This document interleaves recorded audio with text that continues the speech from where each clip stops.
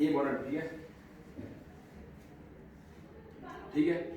अच्छा, ये अब कॉम्प्लिकेशन है जो इसी दौरान हो सकती है, प्यूरपेरियम के दौरान जो प्यूरपेरियम क्या है, हमारे पास जो टाइम है डिलीवरी से लेकर 6 वीक्स पोस्ट ऑफ, ये टाइम हमारा प्यूरपेरियम है। और इस दौरान जो हमें इन्फेक्शन होते हैं, जो हमें तो नहीं होता सही, माँ को जो इन्फेक्शन होते हैं वो ये है, कौन हो सकता है, secondary postpartum haemorrhage of palsy, symphysis pubis, diastasis, puerperal pyrexia, chest infections, ये और कंडीशन है जेनिटल ट्रैक्ट इन्फेक्शंस।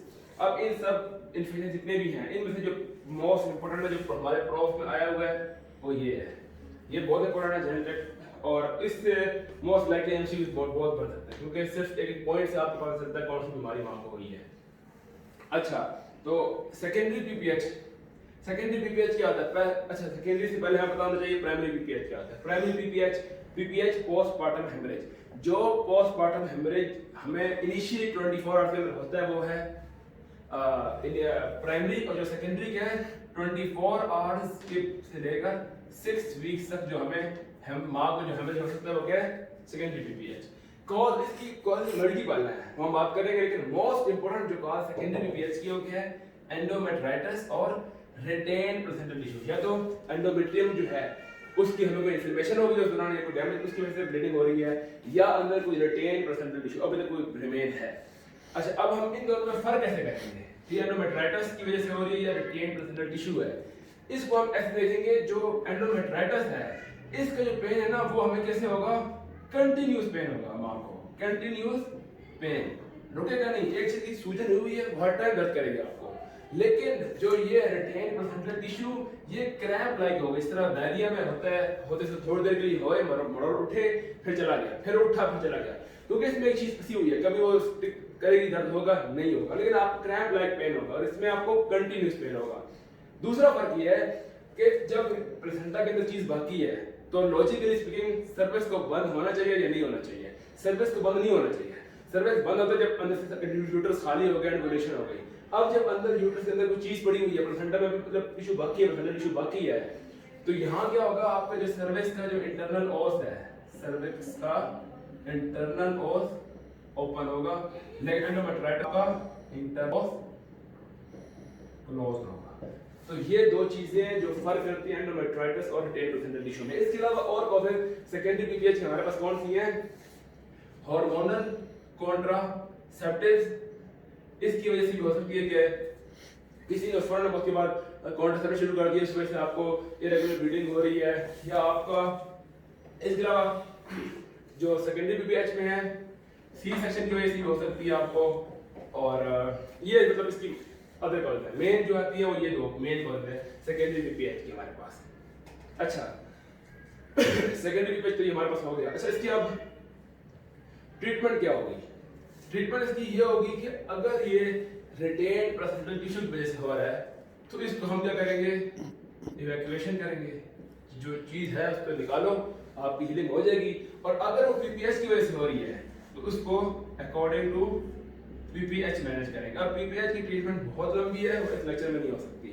पीपीएच का एक पूरा अलग टॉपिक है, उसको बताएंगे पीपीएच को कैसे मैनेज करते हैं, वरना इसके लिए अगर पीपीएच की है तो आप उसको मैनेज करो। उसकी कॉज है ड्रग्स में भी उसमें आती हैं, उसमें आपकी सर्जिकल भी आती है, आपकी कुछ मैन्यूवर्स भी आते हैं, वो एक अलग ट्रीटमेंट। ये इसकी ट्रीटमेंट सेकेंडरी पीपीएच की है। ओव्स पॉलिसी क्या होती है, ओव्स पॉलिसी ये है कि माँ को कोई नर्व डैमेज हुई है, यूजुअली लंबोसेक्टल प्लेक्सस एरिया पड़ा होता है। ये डैमेज क्यों होती है, जब मोस्ट कॉमन काज है प्रोलॉन्ग लेबर या ऑब्स्ट्रक्टेड लेबर, मतलब बच्चा फंसा हुआ है या नहीं निकल पा रहा है, बहुत लंबा लेबर हो गया, तो कहीं ना कहीं बच्चा सर निकालते वक्त स्ट्रेच कर लेते हैं उसके नर्व दिमाग का लंबोसेक्टल प्लेक्सस, तो कोई नर्व आपकी डैमेज हो सकती है, जिसकी वजह से क्या होगा, आपका फुट ड्रॉप हो सकता है, आपको यहाँ सेंसेशंस लॉस हो सकती हैं, पैरेस्थीसिया, हाइपोएस्थीसिया, फुट ड्रॉप, ये सब क्या है ओव्स पॉलिसी। इसकी मोस्ट कॉमन कॉज क्या है, प्रोलॉन्ग लेबर या ऑब्स्ट्रक्टेड लेबर। उसके बाद हमारे पास आता है सुप्राप्यूबिक डायस्टेसिस। सुप्राप्यूबिक डायस्टेसिस ये है कि अगर मां का जब डिलीवरी कर रहे हैं तो कोई ज्यादा एब्डक्शन कर दे, ओवर एब्डक्शन कर दे, तो क्या होगा, किसी भी चीज को अगर टांग इसको बोल दे, मोड़ दे, डैमेज होगी, फ्रैक्चर होगा, तो उस वजह से ये होता है सुप्राप्यूबिक डायस्टेसिस। साइंस क्या होता है इसके कि पेशेंट कहेगा जब मैं वजन उठाता हूं, कुछ भी वेट उठाता हूं, मुझे पेन होता है, और उसकी जो चाल होगी वो नॉर्मल नहीं होगी। जो बूढ़े लोग चलते हैं ना, इस तरह चलते हैं, एक टांग पे चलते हैं, फिर इस तरह, फिर इस तरह, फिर इस तरह, ये उसकी गेयर जो होगी वो इस तरह की होगी। ठीक हो गया? चलने का स्टाइल इस तरह होगा, पेन होगा जहां उसको टेंडेंस वगैरह हुई होगी। तो ये है सुप्रापियूबिक डेस्टिस, ये भी हो सकता है। अच्छा, ये बहुत इंपॉर्टेंट टर्म है जो आती है प्रॉफ में हमारे वो डिफाइन प्यूरपेरियल पाइरेसिया। इसकी डेफिनेशन ये है कि अगर आपको टेम्परेचर 38 डिग्री सेंटीग्रेड या इससे ज्यादा है ऑन फर्स्ट 10 डेज में से किसी भी एक दिन आपको हो रहा है on one of first 10 days excluding first 24 hour, पहले 24 घंटे छोड़ दो। पोस्टमार्टम में 10 दिन है, पहले 24 घंटे निकाल के बाकी दिनों में से अगर आपको 38 या उससे ज्यादा टेम्परेचर हो रहा है, इससे हम बोलेंगे प्यूरपेरियल पाइरेसिया है, क्योंकि ये ड्यूरेशन प्यूरपेरियल चल रही है उसके पाइरेसिया आपको। अच्छा, इसमें हमारे पास एक चेस्ट की इन्फेक्शन हो सकता है। चेस्ट क्यों होगा? इसलिए होगा एनेस्थीसिया दिया है और उसके बाद माँ को एस्पिरेशन हो गई है, एस्पिरेशन की वजह से चेस्ट में चला गया, लंग में चला गया, मसला हो सकता है। और ये जो एस्पिरेशन नमूनिया या एस्पिरेशन से दूसरा नाम हमारे पास होता है मेंडेलसन सिंड्रोम, तो ये हो सकता है। तो इससे पता चल जाएगा ये। अच्छा, अब हमारे पास ये कुछ साइन है जिससे पता चलता है कि क्या है। अगर पे माँ है उसको पेल्विस में दर्द हो रहा है और हमने देखा कि उसके एक काफ में, एक टांग में कोई मसला है, कोई सूजन है, क्या मसला है उसको, इसका मतलब उसको कोई थ्रोम्बोसिस है, डीप वेनस थ्रोम्बोसिस, क्योंकि एक टांग में इन्वॉल्व है। अगर एक टांग में आपको एडिमा हो रहा है, कोई मसला हो रहा है, तो उसका कोई जनरलाइज्ड रीजन नहीं होती। लाइक हार्ट फेलियर में दोनों टांगों में आपको एडिमा होगा, किडनी फेलियर में दोनों टांगों में एडिमा होगा। एक टांग में अगर मसला हो रहा है प्रेगनेंसी वाली औरत को, तो वो मोस्ट लाइकली थ्रोम्बोसिस है। और अगर यही कंडीशन हमारी थ्रोम्बोसिस वाली जो है, यही कंडीशन सेम हो कि एक टांग में है, पेल्विक पेन है, साथ डिस्पनिया हो गया, सांस नहीं आ रहा, तो क्या मतलब है? यही थ्रोम्बस जाता हुआ आपके लंग में आ गया, तो अब आपको पल्मोनरी थ्रोम्बोएम्बोलिज्म हो गया। और अगर एक पेशेंट आती है, कहती है कि हाँ ब्लीडिंग हो रही है, मुझे सेकेंडरी बीपीएच है वो, और अगर कोई कहती है मुझे पेनफुल यूरिनेशन, यूरिन करते हुए मुझे पेन हो रहा है और मुझे लॉइन पेन, लॉइन ये एरिया आपका, या आपका ये बैक का एरिया, ये दोनों एरिया जो है लॉइन है, ठीक है, और ये किडनी का पेन जाएगा, इसका मतलब क्या है? इसको पाइलोनेफ्राइटिस हो गया है। तो ये साइंस है, ये मेन जो है हमारे पास बीमारियां होती है। ऑलमोस्ट हर किसी की अगर ट्रीटमेंट लिखनी है ना, अच्छा अगर हम लोगों ने मैनेजमेंट लिखा, सवाल आता है हमारे पास मैनेज करो, मैनेजमेंट में हमेशा पहला आंसर क्या होना चाहिए हमारा? डिटेल हिस्ट्री, रेलेवेंट इन्वेस्टिगेशंस, ना detail history, examination, relevant investigation. अगर आपको इन्वेस्टिगेशन पता है तो आप आगे वो लिख दो और फिर नीचे आपने ट्रीटमेंट पे आना है। मैनेजमेंट में ये 3 पॉइंट आपको कहीं नहीं जाना चाहिए, detail history, examination, detail examination और रेलेवेंट इन्वेस्टिगेशन। अब अगर आपको सपोज करें ये नमूनिया में मेन टेस्ट कौन सा होगा? एक्सरे होगा चेस्ट का आपका, अगर मसला यहाँ तो ये होगा। और किडनी में अगर मसला हो गया तो इनिशियल टेस्ट, बेस्ट टेस्ट कौन सा है? अल्ट्रासाउंड। अल्ट्रासाउंड के बाद हम आज चलो देख लेंगे कि पॉजिटिव एमआरआई सीटी स्कैन। और पीपीएच में तो आपको किडनी लेवल करना पड़ेगा, अब ब्लीडिंग हो रही है पेशेंट को। और वेनस थ्रोम्बोसिस के लिए बेस्ट इनिशियल टेस्ट जो है वो क्या है? Duplex ultrasound. डुप्लेक्स अल्ट्रासाउंड क्या चेक करता है कि आपके वेसल से कितना ब्लड पास हो रहा है आगे, तो आपका वो इनिशियल टेस्ट है। बाकी ऑलमोस्ट सब के ट्रीटमेंट में पीपीएच को छोड़ के किडनी का है, एंटीबायोटिक्स देनी है आपने, पेन किलर देने हैं, वो देने हैं, जनरल ट्रीटमेंट, कोई ऐसे एंटीबायोटिक का नाम नहीं पता आपने। और अच्छा अब हमारे आ गए ये प्रूफ का सवाल था, प्यूरपेरियल पाइरेसिया डायग्नोस करना होता है। और ये genital tract infection most common हो जाते हैं। क्यों होते हैं? क्योंकि अच्छा कॉज यहाँ लिखी हुई है कॉज। अच्छा पहले पता होता क्यों है? एक तो ये है कि आपको काफी टाइम मिल रहा होता है, अगर आपने सी सेक्शन किया फिर तो पूरा एक्सपोज है, बैक्टीरिया को बहुत अच्छा खासा टाइम मिलता है वो आपके इन्वॉल्व हो जाए। उसके अलावा अगर हमारे हाथ गंदे और हम लोग डिलीवरी कर रहे हैं, इस सब को आराम से जेनिटल ट्रैक्ट करवा सकती हैं। मोस्ट कॉमन बैक्टीरिया कौन सा होता है? स्टेफ ऑरियस या स्टेफ एपिडर्माइडस, या जितने भी किडनी वाले हमारे पास मेन किडनी के जो किडनी के कौन से हैं? ई कोलाई, ये तो 90% यही होता है, या फिर प्रोटियस, क्लबसेला, सुडोमोनास, या अदर में एक और भी है क्लामाइडिया। कि जितने भी याद रहते हैं याद रख लें, लेकिन बुक में तो काफी लिखे हुए हैं। रिस्क कौन से पेशेंट को ये होता है? एक तो इम्यूनोकॉम्प्रोमाइज्ड जो मोस्ट कॉमन इम्यूनोकॉम्प्रोमाइज कौन है? डायबिटीज मेलाइटस, HIV और मोटेलो। ये 3 रिस्क फैक्टर हैं जेनेटिक इन्फेक्शन के। या लेबर में क्या हो रहा हो? लेबर में इन्फेक्शन कब होगा? जब आपका लेबर प्रोलॉन्ग है, बहुत जितना लंबा है उतना टाइम मिल सकता है बैक्टीरिया को आने में। या फिर क्या है, आपके हाथ साफ नहीं है, या फिर आप एक इंस्ट्रूमेंटल डिलीवरी करें, आपको इंस्ट्रूमेंट जो है उसमें चांस होता है आपको जेनेटिक इन्फेक्शन हो जाए।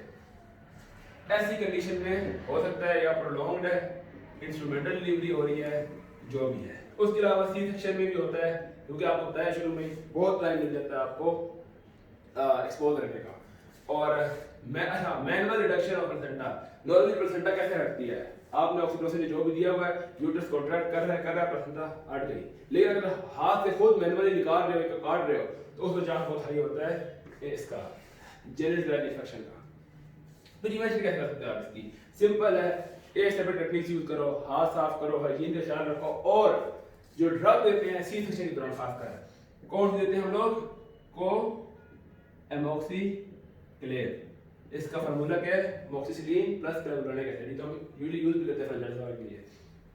या फिर सिफेलोस्पोरिन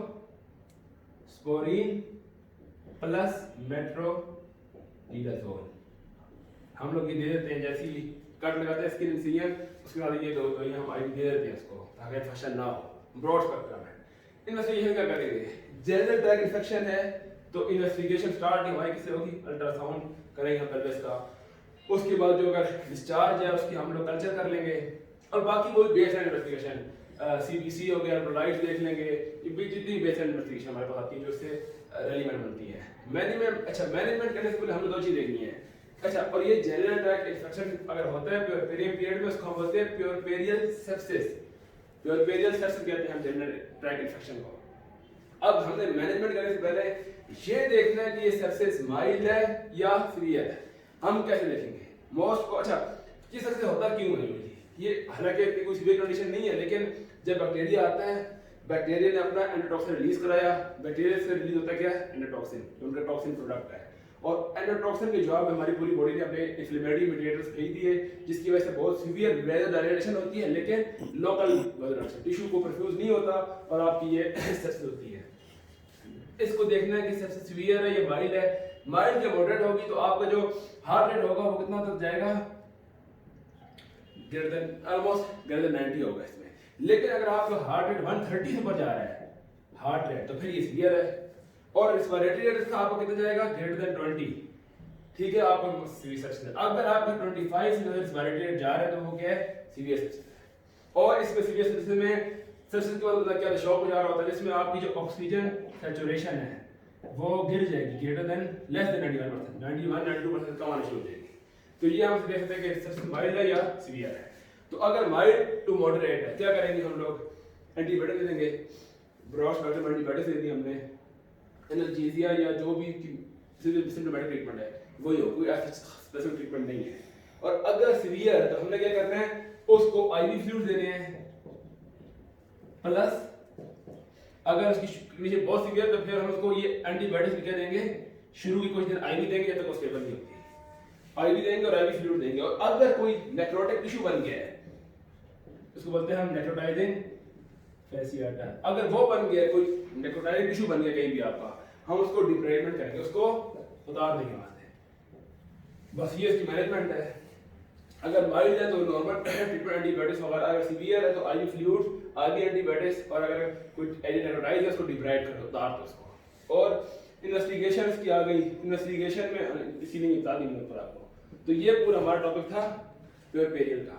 प्योरपेरियम जितने भी इन्फेक्शन है वो हो गया। इसके बाद आखिरी लेक्चर आ गया सिर्फ साइकेट्रिक इश्यूज, जो साइकेट्रिक कुछ इश्यूज होते हैं और इजी से लेक्चर है, ये सेकंड लेक्चर मेन था।